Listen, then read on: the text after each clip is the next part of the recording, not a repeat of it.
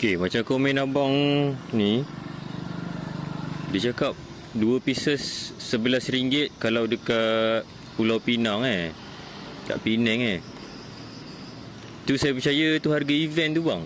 Okay, ni macam ni harga kita orang. 2 pieces RM9 original. Kalau cheese RM11. Korea 12. Alamak, tak nampak lah. Sini nampak bang. Kalau Korea cheese RM13. So 2 pieces. Kalau 11 tu mungkin juga abang beli yang cheese ni bang. Okay. Ayam ada lagi tu. Long, makan ayam boleh long satu. Ni Along punya kotak tadi nampak?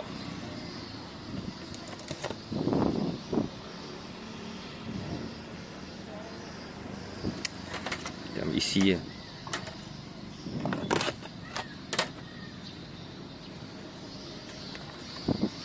Terus Korea habis